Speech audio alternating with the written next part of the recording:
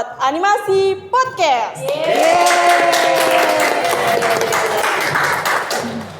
Halo guys, jadi hari ini kita kedatangan tamu yaitu dari Eskul Tari. Selamat datang. Oke, untuk yang pertama, boleh dong kenalan dulu nih. Boleh. Siapa? Oke, perkenalkan saya pembina Eskul Tari Nurdiana. Saya juga mengajar di SMK 1 Tambelang sebagai guru mapel kelas 10 dan kelas 11. Di sebelah saya ada Ketua Eskul Tari. Ya, perkenalkan nama saya Winnie Dwi Rahayunia. Saya ketua sekaligus pelatih dari Eskul Seni Tari Tambelang. Di sebelah saya ada ketua kelas 11. Halo, nama saya Widya. Di sebelah saya Ada anggota-anggotanya ada juga. anggota-anggotanya juga. Iya. Oke nih Bu, di sini kita ngobrol-ngobrol santai aja ya Bu ya. Iya. Untuk yang pembahasan selanjutnya, anggota aktif tari itu ada berapa sih Bu yang aktif gitu? Anggota aktif ya, kalau kelas 10 awalnya memang banyak ya, 56.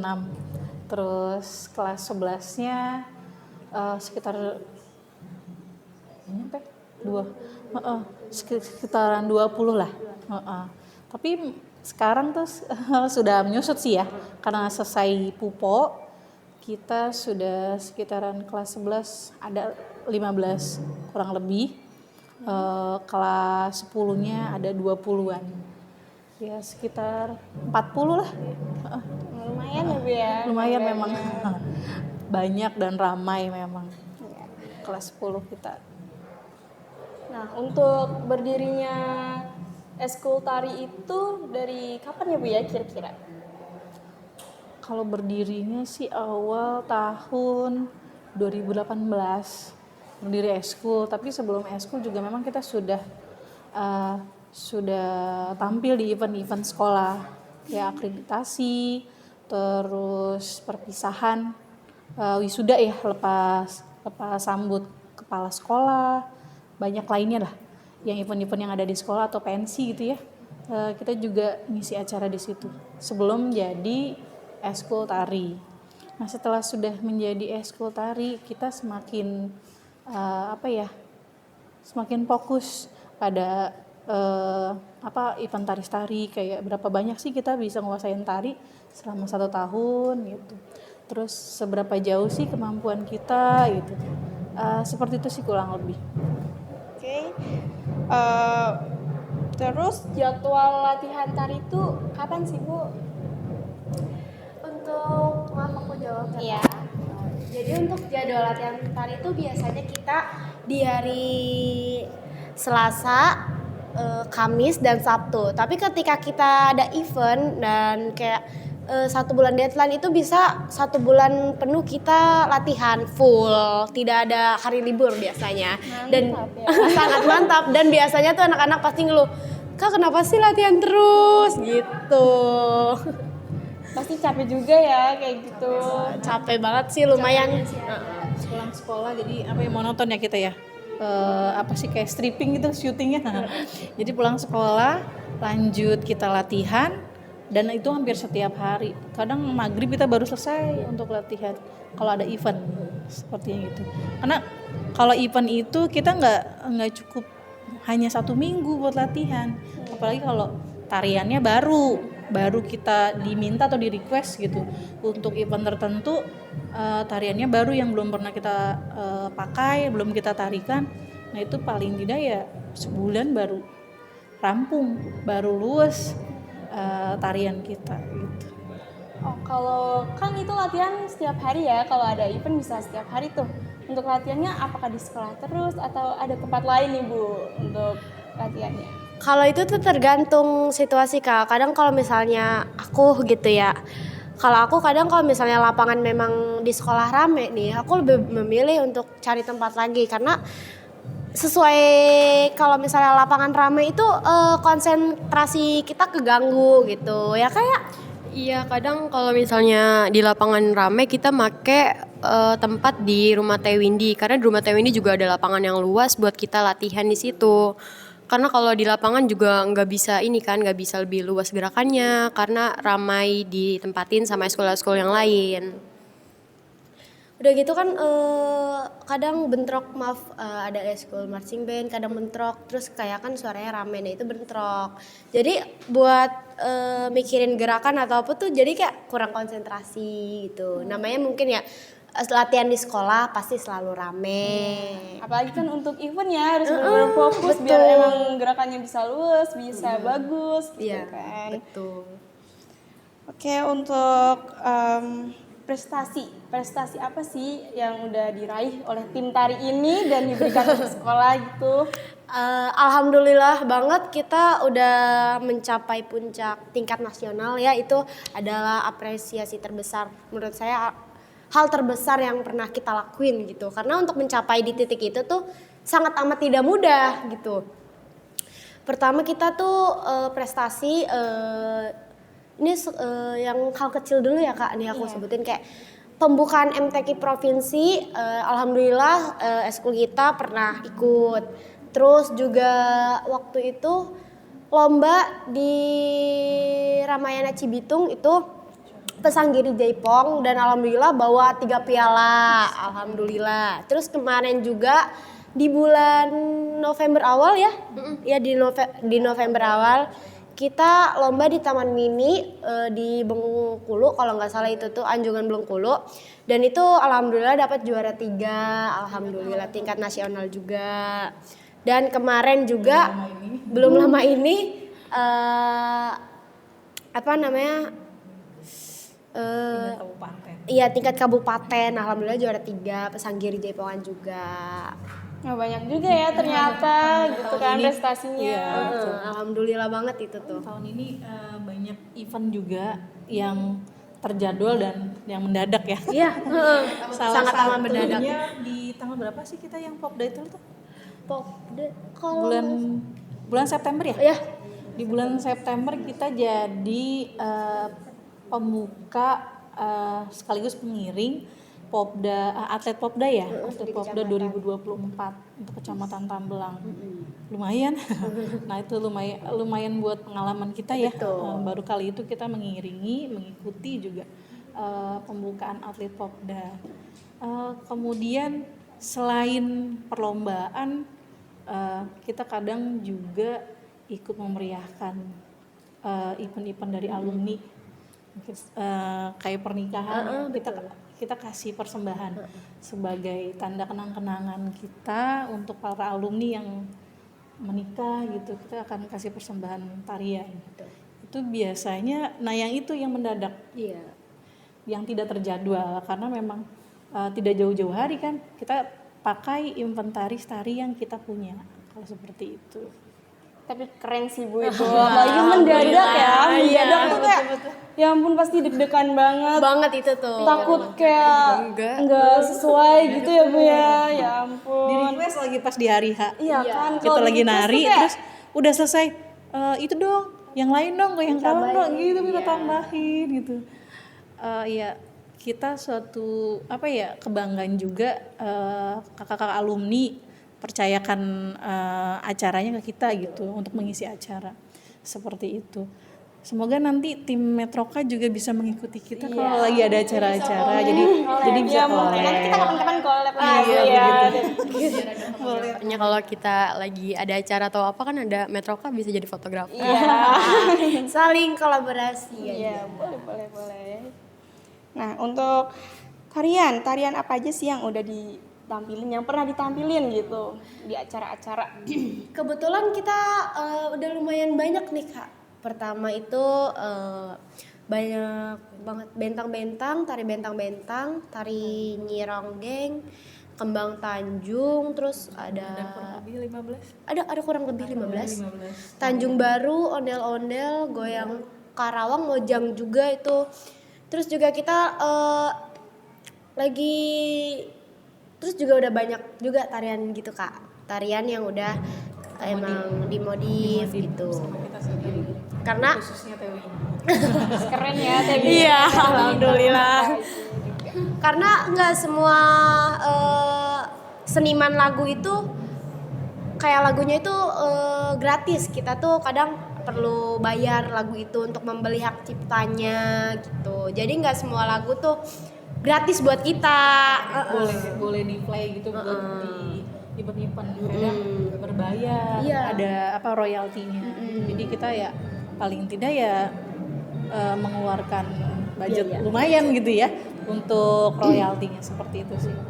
Dan untuk kayak gerakan itu pun kita nggak boleh asal untuk masuk seni tari pun nggak asal kayak main ngekopi dari iya betul plagiarisme bisa dibilang gitu, karena bisa melanggar lah kalau gitu.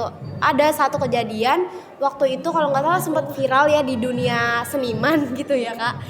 Jadi ada satu kalau nggak salah 2 orang itu plagiarisme, itu dia tuh nggak tahu kalau misalnya gerakan tarinya itu bisa dibilang nggak boleh dikopi gitu. Nah itu tuh denda kalau nggak salah sampai 3 jutaan gitu. Lumayan juga ya kan? Iya, lumayan. Makanya kalau misalnya jadi penari itu harus hati-hati banget. Kadang milih-milih lagu nih yang emang nggak bayar atau nggak ada hak guna ciptanya. Terus juga gerakannya yang emang bebas boleh dikopi atau nggak dikopi. Itu tuh kadang kita harus wanti-wanti untuk hal itu. Karena nggak semua gerakan itu bisa kita pakai secara bebas ya. Kadang ada gerakan juga yang harus kita ulangi lagi, kayak dipelajari lagi.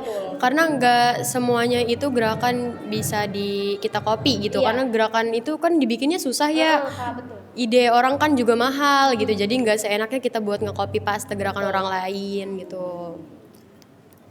Nah, nih saya mau nanya nih, ini kira-kira kakak pakai baju apa sih? Tetenya Ini kita pakai baju tari Betawi ya Kak. Iya, ini ondel-ondel. Salah satu ciri khas atau kostum Betawi itu kayak gini Kak. Nah, contohnya, coba berdiri Kak. Ya berdiri. Nah. Terus cuma kita nggak lengkap, nggak pakai atribut lengkap. Oh begitu, bagus sih Kak, bagus. Boleh dong di-spill gitu tariannya. Boleh. Siap. Yuk, baris. Yuk, bisa baris. Ayo. Baris ya.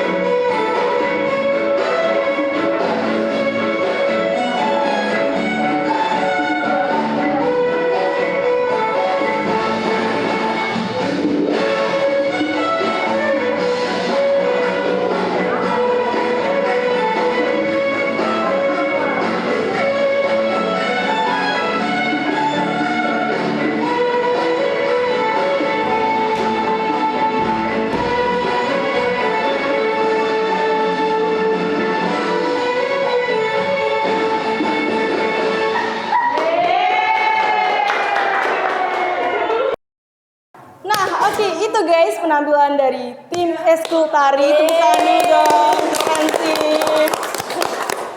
Keren ya guys ya, pada energik banget gitu ya. Keren. Nah untuk nari kayak gini tuh waktunya berapa menit sih Bu biasanya?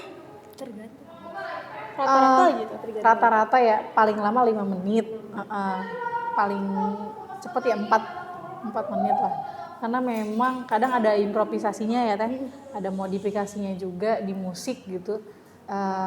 Tergantung kita ambil musik yang originalnya kah, apa ada yang modifnya gitu. Itu sih yang membedakan paling lama atau sebentarnya musiknya. Nah untuk kan tampil paling nggak biasanya 5 menit ya Bu ya? Itu latihannya kira-kira berapa lama sih gitu kan? Nah itu memang latihan sama penampilan berbanding terbalik sih memang. Kadang maaf Bu Kodu. Kadang kita tuh kayak latihan nih selama 1 bulan, tampilnya tuh cuman 5 menit atau 6 menit, 7 menit, itu segitu aja. Sementara kita latihan kadang hampir 2 bulan, hampir 3 bulan bahkan gitu.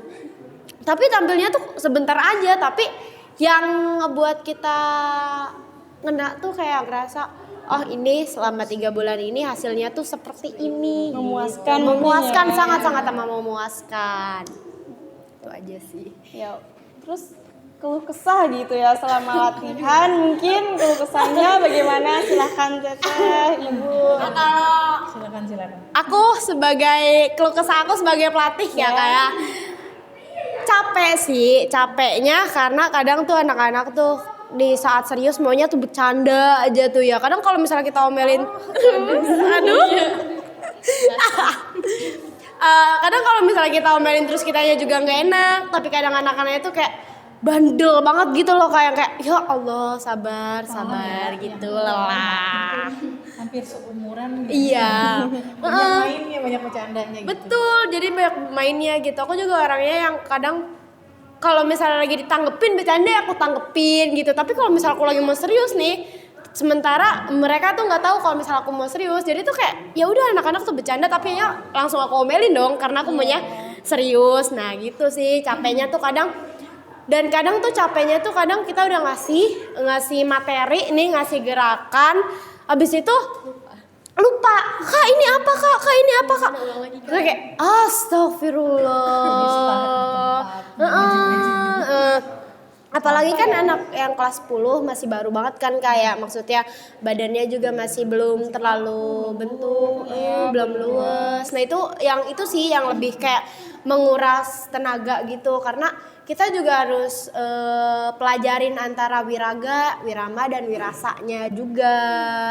Nah itu tuh kan karena memang mereka baru ya di seni, baru mengenal seni, jadinya tuh kayak prosesnya agak lambat gitu. Ditambah juga badannya Bu ya belum terlalu mengikuti gerak, belum lentur, belum bisa. Nah kalau misalnya latihan juga tuh ya, aku paling kesel sebagai keluh kesah pelatih, paling kesel ketika hari Selasa misalnya aku udah kasih materi, udah kasih gerakan, udah selesai beberapa menit. Besoknya pas dites lagi di hari Kamis, Kak lupa, itu kayak Masya Allah yang aduh capek banget. Belum lagi jadi itu mengulang gerakan lagi dan jadi mengulang waktu juga ya, jadinya jadi 2 kali lagi. Sementara kan deadline, kita ada deadline gitu, misalkan 1 bulan tarian ini harus sudah selesai gitu, udah ada target, tapi balik lagi ke anak-anaknya udah bisa atau belum gitu jadinya. Itu aja sih keluh kesah sebagai pelatih. Nggak tahu nih sebagai anggota keluh kesahnya seperti Mungkin apa. anggotanya juga mau Boleh speak up gitu kayak. Speak up ya. Ayo ada speak up. Teteh-tetehnya Ayo. mau speak nih. up. Ya, speak up. Kalau kita sih sebenarnya keluh kesahnya sedikit aja ya, karena kadang gak banyak lah gitu, cuma paling dia marahin teteh-tetehnya gitu. Emang kita diomelin juga karena kitanya salah kan, kitanya suka mancing-mancing marah tetehnya. Cuma kadang kalau kita lagi gimana gitu, kita juga suka kesel, tapi balik lagi ke diri kita sendiri, pasti kita yang salah. Cuma itu sih kalau menurut aku jadi anak tari sebagai anggotanya ya, nggak ada keluh kesah banyak panjang lebar gitu, paling cuma dimarahin aja gitu sama teteh. Cuma sama ini satu, capeknya kalau ngejar target, udah itu aja. Cuma dibalik capeknya itu bakal ada kenangan yang ya bakal susah dilupain. Bakal terkenang Ya gitu karena ya. itu salah satu perjuangan kita buat mencapai targetnya itu. Ya itu aja sih.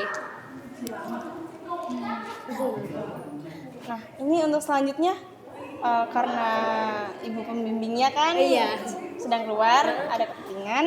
Nah, ini saya nanya langsung ke Teteh aja ya pertanyaannya. Harapan Eskul Tari ke depannya tuh gimana sih?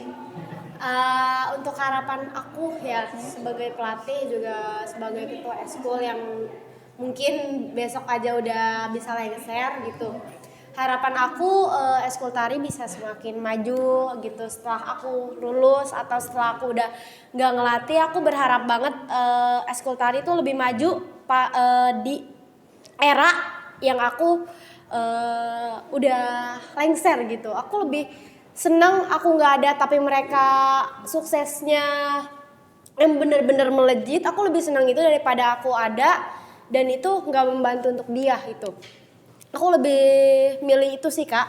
Dan semoga juga harapan aku semakin banyak juga event yang mereka ikutin gitu. Terus juga membanggakan orang tua, sekolah, itu sih yang aku pengenin ya Kak dari mereka. Nah, selanjutnya nih yang terakhir nih kan nih. Untuk pesan dan kesan untuk adik-adik regenerasi selanjutnya. Tuh gimana? Pesan aku ya. Halo adik-adik yang nanti bakal masuk eskul tari dan nonton video ini ya. Pesan aku, tolong nanti kalau misalnya masuk eskul seni tari, aku mohon sama kalian kembangin diri kalian, terus percaya diri sama diri kalian kalau kalian itu mampu untuk menjadi sesuatu yang besar. Banggakan nama kalian, nama orang tua kalian dan juga nama sekolah karena kamu belajar di seni tari Tamblang itu atas naungan sekolah juga. Terus juga untuk adik-adik aku yang tersayang,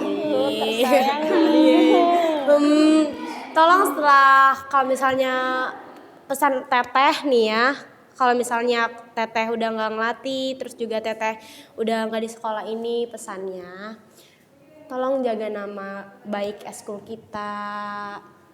Juga kalau misalnya ngelatih, apa yang teteh ajarin tolong sampaikan ke adik-adik kalian. Terus juga teteh berharap sama kalian, berharap besar sama kalian. Semoga setelah teteh eskul tari lebih berkembang dari ini. Amin. Semangat juga buat kalian. Adik-adik teteh tuh hebat. Maaf kalau misalnya teteh sering marahin gitu ya Kak. Aku namanya pelatih kan ya. Ya namanya pelatih gimana ya? Iya. Juga ada sabarnya, ada keselnya juga ya. Dan semoga gitu ya. Aku berharap sih mereka itu jadi anak yang percaya diri untuk menampilkan apapun itu, jadi anak yang percaya diri dan bisa membanggakan kalau eskul tari ini bisa gitu Kak. Itu sih pesannya Kak. Oke tuh adik-adik ya semuanya dengerin pesan dan kesan teteh.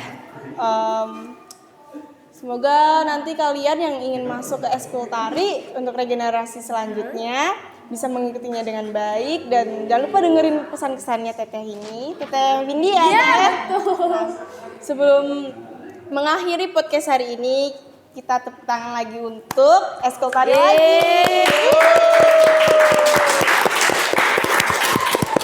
Terima kasih teteh-teteh udah mampir ke podcastnya Unspot Animasi Podcast. Nanti kita kapan-kapan bertemu lagi ya di lain waktu. Ya pastinya ya. Gitu. Oke. Sudah sampai di sini saja. Terima kasih teteh juga buat Ibu Nurdiana. Oke, terima kasih guys. Sampai jumpa di podcast selanjutnya. Oh iya, jangan lupa like, komen, dan subscribe. Yeay.